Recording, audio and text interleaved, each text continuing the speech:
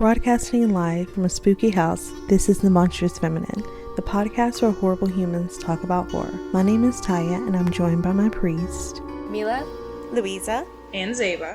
And this is our last episode of the month covering the theme Doppelgängers and Horror. If you want to hear one more bonus episode next week, go become a Patreon. Before we get into it, go ahead and follow us on Spotify, YouTube, or the Apple Podcast app. You can find all of our links in our Instagram at The Monstrous Feminine Podcast. This week, we're discussing the 2019 Korean film Metamorphosis, directed by Kim Hong-sun. The film begins with Jung-soo, a priest, failing to execute an exorcism properly, subsequently having the victim die and the demon escape. Metamorphosis follows the brother of a priest, Gang-gu, and his family as they move into a new home. However, they soon realize things are not what they seem when violent doppelgangers of the family members begin to appear in the home. Jung-soo is left to reckon with the escaped demon in order to save his family and finish what he started years before. 분노는 이성을 마비시키고 마지막 단계에서는 인간은 죽고 악마만 남는다는 거예요. Guys, do we think that this is the scariest movie we've covered on this podcast so far? No. I do. I was actually genuinely afraid. I think that this is certainly the most powerful demon I have seen in a horror movie. Like, as far as its abilities. They said it was not just anyone. Satan himself, I believe. Yeah, it was the devil. But I mean, like, you know what? This is where Conjuring fell off for me, is the devil made me do it. I'm like, this better be the scariest one. This better be the biggest, baddest. You're telling me this is literally Satan just to come and find out it's just a regular witch wilding out from the beyond? That was so lame to me. I was like, you promised me the devil. Like, I think achieved that. It really delivered, like, ultimate power, you know, but like, you know, the ending we can talk about when we get to the ending, but I don't think it was the scariest. What do you think would be the scariest thing we've did then? Because I don't think anything we've done is like scary except for this. That's a strong assertion. I'm trying to think of all the films that we've done. Low-key, Raw. Like, I think just, like, the times I've been, like, avert my eyes scared has been the body horror episode. That was a good one. We haven't done it, but Hereditary would be the scariest if we'd done it. I think the scariest we've done is Train to Busan. For me, because of zombies. I love zombie movies, though, so that didn't scare me. I think this one scared me the most because I don't like possession stuff. I don't know, guys. Like, I get scared by a lot, so everything can scare me. Like, every single one we've done will have a moment where I'll be, like, scared. Unfriended Dark Web scared the shit out of me. That one feels a lot like Hostel. Because it felt like watching a snuff film at parts. The Monstrous Feminine is on TikTok, so please go leave us a comment. If you do, you might just get a shout out, and our next episode is our Witch of the Week. This episode, our Witch of the Week is Chetter, spelled Chetterr, who commented on our It TikTok and said, "I don't care about it, but I thoroughly enjoyed your explanation." That is the single greatest comment. We made you care about something you don't care about. That's amazing. We are really just here to entertain, not to inform. Or to know anything about horror movies. Or simply to know. Yeah. And we're glad that you appreciate that and our authenticity. Thank you to Chetter. You sound so British. Chetter. Friendly reminder that we are also on Patreon. For £1 a month, you gain access to our Discord. For £3 a month, you get to hear uncut discussions from our main episodes. And for £5 a month, you get all that plus a bonus episode. If you enjoy our podcast, please support us. In this movie, there was something missing. And I feel like maybe it was because this is a Shudder original. I feel like Shudder does have some good originals. But with this one, it felt like a Western concept horror film in Korea.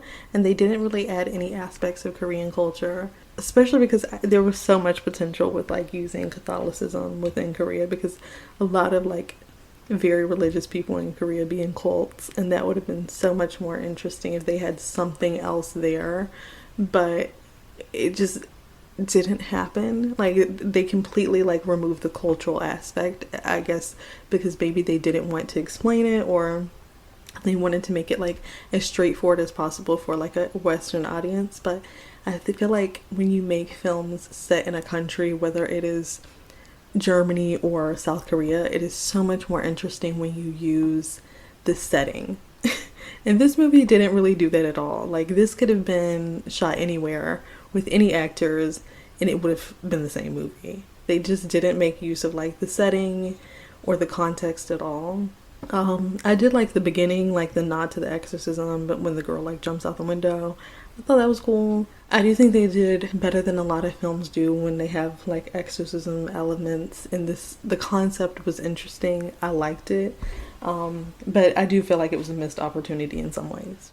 Like a stock photo movie. It was just like very bland. It didn't feel like a real movie. It felt like... Do you mean like what I was saying, like it could have happened anywhere and it wouldn't have made any difference to the plot because they didn't add anything to it? That certainly made sense to me. I was like, yeah, you're right. There isn't much depth to the story. It's like if an AI was fed filmmaking 101 and like a couple of horror movies. I don't know how to explain it. It didn't feel like I had a human behind it. Everything was fine. I don't hate it. I was just like so confused about why I was feeling nothing at all towards the film. I don't know. I want to hear more about why you guys liked it.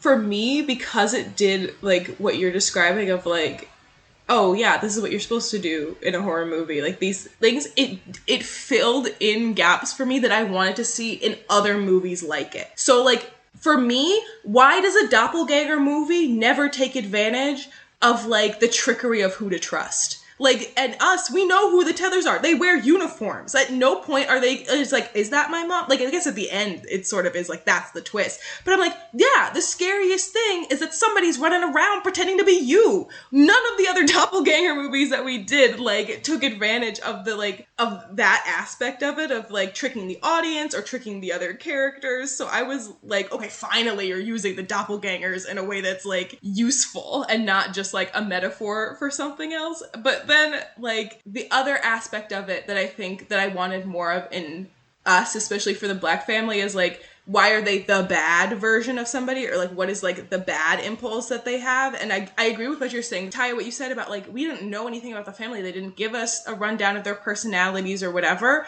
I felt like that was given to us in how the demons acted. I'm like, maybe the mom is resentful of the kids and, like, doesn't like having them. Or maybe that one sister does feel like, oh, they had too many kids and can't afford us and you should just kill me. And, like, the things that they say don't feel like something that the demon pulled out of its ass. It feels like the unsaid resentments that the family had towards each other, and that's why he's able to like play them against each other. Like, I think that was interesting, and what made him feel like a very powerful demon is like, I really like possession movies. I think they're like interesting, and this was like a very unique twist on possession because like they aren't possessed the whole time. It is like another creature, like they're doing whatever, but he's very much like puppet mastering them against each other in a way that I'm like, yeah, that is what a doppelganger would do. Like, that is the replacing. The fear is that not only that they would be better than you in your position, but maybe they'd fuck up your life. Like, maybe they'd make it worse. Like, maybe people would lose trust in each other if they knew that we had like doubles running around. And I guess like to me, I was like, I enjoyed it because I'm like, okay, finally, that satiation of why I am afraid of doppelgangers has been satisfied. And that like,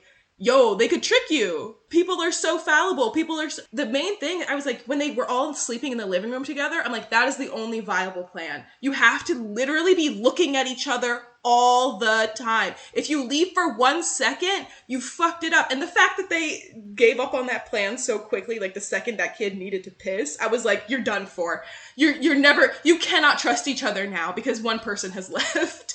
I agree with you. I really liked this film, and I liked it because it was probably one of the most unique takes I've seen on a possession movie. I think possession movies are not my most favorite genre of horror, only because they seem so formulaic to me. This is still pretty formulaic. Like, obviously you're going to have an exorcism. Like, obviously you're going to have some sort of showdown in the end with the devil. However, I think I've never seen a horror film use, like, the devil can take many forms and make it a doppelganger narrative. I thought that was, like, really, really cool. So it's like possession, yeah, like you said, with a really unique twist. So I think I really enjoyed that element of it just because I guess a stock movie photo, I guess I see what you're saying, it has like, that's actually a really good phrase, but I think that it is a bit more original than that. I think that twist on the possession is what enchanted me with it. I also just liked the kind of like makeup of the possession people. I thought it was scary. I thought it was kind of cool. It also seemed like a little bit like a nod to The Exorcist and like that kind of old 70s gore kind of thing. Yeah, I liked it for that. While I agree with Mila on some aspects, and I do feel like they really missed the mark on being able to like use the location to make it scarier, I honestly feel like they fulfilled with the goal of making a horror film that's good and scary. I do wish there was more character development, because I feel like we do have like the sister who feels like the goody two shoes, and then the one that feels like she doesn't really belong in the family, which I felt like was stereotypical, I guess, or very overdone.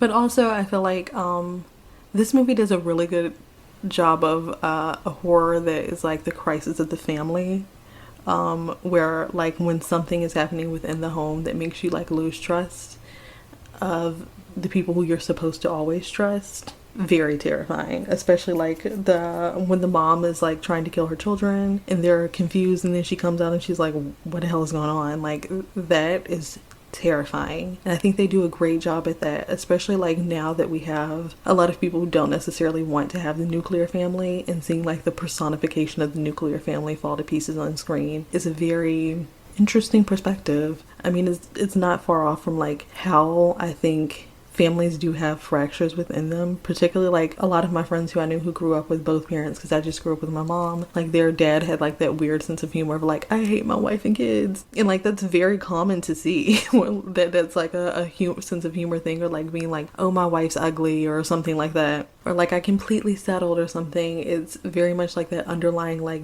dislike of each other that is kind of insidious in families, and this movie just like exemplifies that and turns it into like true horror, where like the version of you that hates your family the most is your doppelganger, who's being messed with and has the strings being played with supernaturally. That is all very scary. It's also very clever. I mean, there's a birthing crisis in nearly every country in the world where people aren't having enough babies, and so a movie about like a family fracturing, and it's the ideal family with like 2 daughters, a son, a husband, a wife, the nuclear family. It's interesting. It's fun. I completely agree. I think it's interesting what the doppelganger reveals about the family, as you guys are saying, but also what is the most like evil thing that particular family member could do.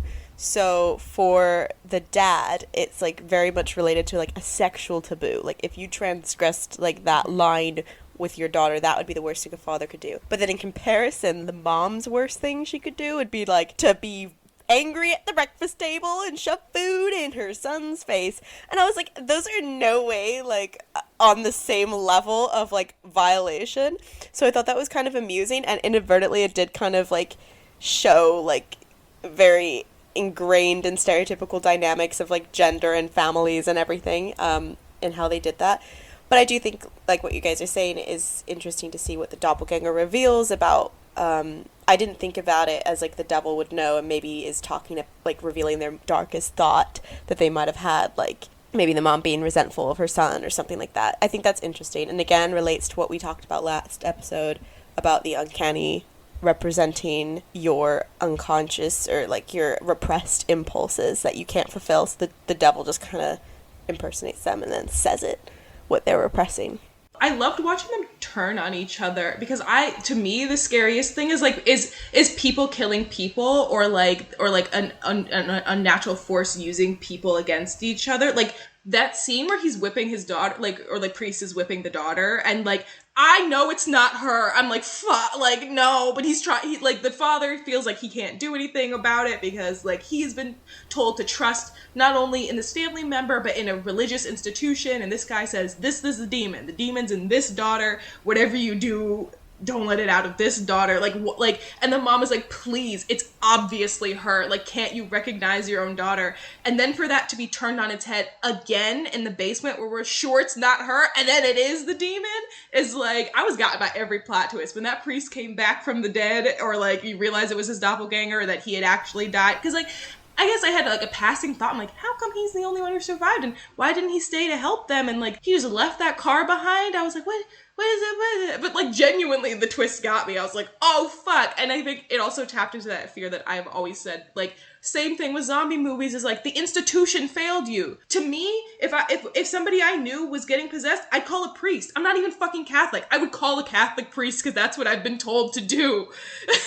And if the priest was the demon, I'd be like, oh no, who do you call now? Like, when all those priests died, I'm like, oh no, they can't even like call for backup. I'm not Catholic. Why am I like, oh, who are you gonna call Ghostbusters? Like, that made me panic. I'm like, oh, there's no help. There's no help coming for you now. You can't call the police. What are you gonna do? Yeah, but I did think, like, you mentioned the daughter, Zeba, like the daughter being whipped. And I think this is kind of one of the things that confused me a little bit. So, was the daughter never actually... I don't understand that, because I feel like the lore that they kind of established in this film was that people aren't necessarily being inhabited, but they're being duplicated to, like, mimic. But then all of a sudden it switches back to, like, inhabiting it. But I just kind of thought it would have been stronger if it kind of stuck one. I thought it was a bit odd. At the same time, if it's supposed to be the devil, he can do a lot more than the average. He can do what he wants, Louisa. God. I guess, but I don't know, it just didn't really... I feel like also why the daughter, it was odd, I don't know. It's because it was a distraction. So, like, I think the daughter in the living room that the priest saw, like, not drink the holy water was possessed. Or a double. I don't think it really matters. Like, that was not her. Whatever. I think that the thing did that on purpose so that the priest would tell the dad, the thing is in your daughter, that's it.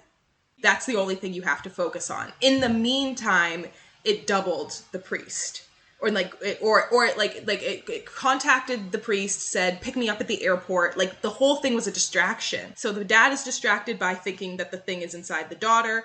The priest is distracted by thinking he needs to pick up this guy at the airport. In the meantime, the doppelganger becomes the priest, comes in, and, like, it acts as this, like, oh, beacon of trust. I'm the only priest now who's alive, and I am going to be the one to, like, save her. They also needed to be distracted the entire time that the priest was at the airport going to pick people up. That's why I thought it was like, oh, this is Satan, because there are multiple things going on at once in order to get this plan accomplished. And then it actually possesses the daughter, I think just as, like, a shocking plot twist, because now we as the audience are like, it wasn't her, stop whipping her. Just for it to then be her later. But it doesn't actually possess her ever, necessarily, then. Because in the end, her body comes down intact. Like, do you know what I mean? Because if it possessed her, when it came down and started peeling her face, that would have been her actual physical body, right? But it's just the duplicated, doubled version of her. And then she comes down later. When she didn't drink the holy water, I do believe she was indeed possessed. And I think it had to be that daughter because she was, like, the nice one. If the other one was acting funny, like, they would have just been like, no, she just has an attitude problem. Like, it could have been written off that way. But because she was, like, the one who was the most obedient and, like, the most kind and jolly, when something was off with her, it was very obvious. Versus the other one, the audience would have been like, I mean, she just kind of was like that the whole movie. Like, and she always hated them. And it needed to be off enough that the priest would notice, but not alert everybody. Okay, I guess that one makes sense. Because the demon needed to think that they were in on it, that they were one step ahead, when actually he was, like, 3 steps ahead. Okay, other inconsistencies, sorry. First of all, the family not knowing that the middle child, Hyunju, like, died and, like, disappeared. Like, no one thought to go look for her. It took them so long to realize that, and I was like, no wonder your daughter thought she didn't, like, maybe she had middle child issues, because it fully took you guys, like, a whole 2 hours to realize she'd gone. And a house where you know already that shit's going down now. Like, why did no one think to, like, oh, didn't we send her to the dark basement alone to get those Virgin Mary statues and, like, not bother to follow up on that? That was just kind of wild to me. And then secondly was, but I guess that makes more sense now when you talk about, like, how the devil might be in person, the doppelganger devil might be, like, making them say stuff that they've actually thought. So maybe the family is a bit neglectful of the middle child, and maybe that is why the doppelganger version was like, I should just die then, and then it kills her. Maybe that's some sort of grand irony now, and that's more woven in. But it still seemed like a little bit out of pocket. But they genuinely barely talked to that girl the whole movie. The only person who paid her attention was literally her sister and her brother. Like, her parents truly didn't care she existed. So that's not the most unusual that they didn't notice he was there. Also, we have to think about the dad didn't pay attention to his kids so much that he couldn't differentiate between his daughter being possessed and his daughter being herself and beat her nearly to death.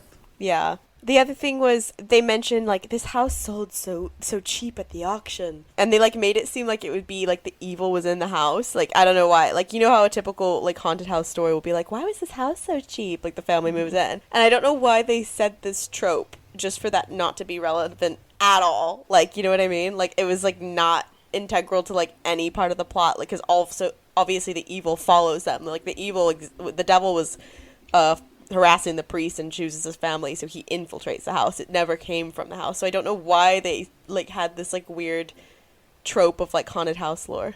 But I thought like one of the neighbors said that something weird had happened at that house, and it was just like the house itself was creepy, so they could write off some of the stuff that was happening because they just thought, okay, well, we moved into a haunted house, whatever, harmless, we broke. And so like they wouldn't immediately be like, oh, something supernatural, versus like if they lived in like a really nice place that didn't have like lore behind it, then they probably would have immediately been like, something's wrong. I'm less convinced by that explanation, but I think you've kind of resolved the others. Yeah, that was the other thing. Like, the neighbor thing also seemed random and kind of unfleshed out. But, like, I'll allow it because it had cool imagery and was creepy. We can assume that he was possessed before, like when the dad goes to, like, give him a piece of his mind about the parking situation. He's not possessed, he's doubled. He's dead by that point. Right. Oh, yeah, that's what I meant. That he's a doppelganger. That's not him, is what I mean. And then the house is creepy, and then somehow by devil magic it becomes a normal house again. I think that was just a trick of the eye. The devil being like, a trick of the eye. Like, so I just wrote that off as like devil magic. I would like to clarify my stock photo movie point. You've been hanging on to that? I don't mean the plot so much. The plot was fine, like a fun, generic possession story. I mean more like in terms of, I know, Louisa, you said you liked the makeup. For me, the makeup, the special effects, even the acting, actually, I thought it was like really bad for some of it. She said, I'm clarifying my take by saying how much I hated it more. The plot was fine, and I think that the film just felt like really disjointed in terms of like how all the elements came together, and that's why I really couldn't get into it. But the film itself, like the plot and the possession narrative, it didn't do anything that was like out of place or harmful. So that's what I mean, is that I don't hate it, because a film, for example, like Black Christmas, where I have like a fucking vendetta against it, because it's like obviously touching on really sensitive, important issues in like a climate in which like political correctness is like a thing we're all tuned into.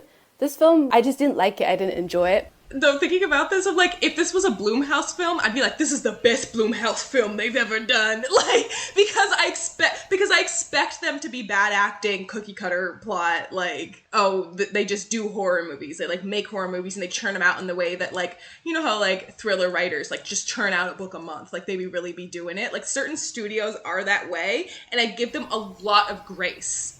They were a fake family. I didn't believe for 1 second they were a family. Like, I watched straight after, and it was jarring to me, like, how seamless it was compared to this film. I think, like, the family in this movie didn't seem like a family because that was, like, integral to their part of the story. Like, they weren't, like, a family unit that was already strong, so when an outside force came in and started making them distrust each other, it was very easy for this man to literally be like, okay, I'm gonna keep beating my daughter because you said she possessed. I didn't see them as miserable as you guys are making it out. Because they moved into that house because they were very poor. I thought they moved because of the uncle. They moved into that house specifically because, like, they couldn't afford a better house. No, they got a cheap price because it was haunted and no one else wanted to live there, and everyone else knew that it was...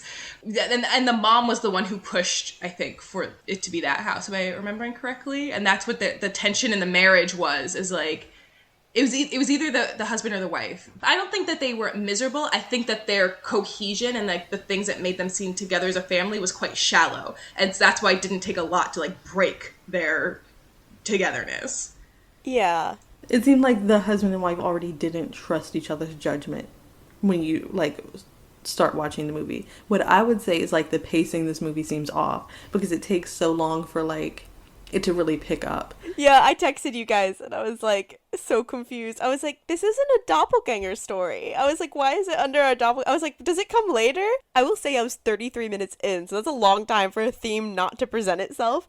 In this movie, like, the pacing is very slow, and at first it just kind of feels like a family drama, and then it's like a doppelganger possession family drama. But, like, that first half is just so boring, to be honest. And it's kind of hard to keep track of some of the characters. The uncle, like, he goes out of the picture for a while, and then he comes back, and, like, him being the main character, it makes little sense because he's not in the movie that much. In my opinion. Like, he's there quite a bit, but he's not there enough for me to be like, okay, this makes sense. Because I'm like, I mean, from what I gather, like, the reason why this all happened is because his faith wasn't strong enough. The devil decided to pick on him. Because, like, his faith wasn't strong enough for him to properly execute the first exorcism that he was trying to do in the movie. That's why it fucked up, and the girl jumped out the window because he didn't have conviction in the things that he was saying. And so it was easy for it to break. Kind of like when we did that Zoom horror movie. Host? Yeah. And we were like, the circle was broken, and so obviously everything was going to go wrong. It was like, once he broke that, like... He showed weakness in front of the devil, and the devil's like, I'm gonna murder your whole family now. The devil's a Scorpio. It gave ways for things to occur that wouldn't have happened if he had the conviction to follow through the first time. And even, like, as it's happening with his family, he doesn't have, like, the strength to really do much for a significant part. I mean, nearly everybody died. He's not like this unifying hero force. The family doesn't really seem that sad that almost all of them are dead. Like, it's very... When you compare it to us, it's like the family structure here is just so weak that it doesn't make sense necessarily for, like, the vendetta that the devil has against him to follow his very weak family that he doesn't seem that close to. Like, there's tension with him and his brother. Even when they started acting up, like when the devils started entering and doing, like, minor mischiefs, they thought it was weird, but nobody thought it was, like, weird enough to bring up. So the first was the dad, the first one who, like, she didn't say anything at the breakfast table. She just, like, was pissed and walked off and, like, explained to her sister later. When the mom is acting up, they all continue to sit there and stare at her. Like, nobody's, like, really questioning that they're acting up. And I'm like, either y'all don't know each other very well, or this out-of-pocket behavior doesn't surprise you that much. Like, it's not, even when they start, like, acting violent, like, when the hammer comes out, that was good body horror, like, smashing the bones, because, like, there was no blood involved, but that really, like, got me. And stepping on the glass, and the glass went through their feet, like, the devil's feet. But even when the parents were being violent, they were like, whoa, what's going on? They weren't, like, completely surprised that their parents were trying to kill them. Are you in a bad mood, Mom? Are you on your period? Yeah, like, they weren't totally shocked that their family was acting out in a violent way. And I'm like, if my parent came after me with a hammer, I would think that, like, that has to be Satan. I don't know, like... In the movie, like, we never really see them very loving towards the kids. Like, they just kind of all exist in the same house. But, like, the siblings are close to each other. And, like, when the siblings start to... their doppelgangers come out, that's when there's more, like, suspicion from the kids' end. But, like, the parents themselves... they don't really, they're like, oh, I'm kind of afraid of mom now, or I'm kind of afraid of dad now, but it's not, like, enough for them to really be like, okay, something's up, until, like, it's them. And I feel like that's because the parents have such a weak connection with their kids. Then when you add the uncle in the mix, and, like, I mean, they ain't that close to him either, so I don't really know why this family was chosen. Like, it could have just followed him. But, like, they don't seem like they had a super close sibling relationship. I think they even had, like, some underlying tension that they squashed. Or maybe I'm mixing that up. So I'm like, this is weird, because couldn't he just followed him and fucked up his career? Like, why go after his family that he's not even that close to? I mean, I get what you're saying. I just feel like I don't think they're as disconnected or not as close quite as much as you're saying. But in terms of the whole family unit as a whole, I do wish that they had less of, like, the shots of, like, other priests and, like, the church, and more about, like, the brothers' relationship, because I was just like, I would have liked to know more, because also like the middle child and the wife were like so mad resentful of the brother, and it seemed to be like not really explained that well. I mean, it was just because, oh, he had a scandal and now we resent him because we have to move, but that seems simplistic, and I think I would have liked more of like family explanation there, like about the brothers and maybe their history. So I think sometimes it was a bit like, why are you showing me this particular scene? But yeah, I like the film. It's a wild ride. People die during exorcisms, like IRL, like even whether it's a demon or not, people die. Who is liable when that happens? Is it the priest? I feel like no one. I think you have to sign a waiver that says, like, if you die. The Catholic Church has a lot of protection against that sort of thing. Yeah, that makes sense. But you said against us, and I was like, you're acknowledging that you are a Catholic. No. I will say that the Vatican is a very beautiful building. The aesthetics of church and like Catholicism is like beautiful. Immaculate. Literally. I mean, I'm not Catholic, but like sometimes I'm like, I would get married in this church. That would be cool. That'd be nice. Put some flowers on the pews. I think rosaries are fun. Like they kind of went off. Didn't he get like his priest training in the Philippines, which makes sense? That is a point that does make sense because the Philippines is overwhelmingly Catholic because the Spanish colonization and stuff. But other than that, I was like, so has his family always been Catholic? Is he the only Catholic one?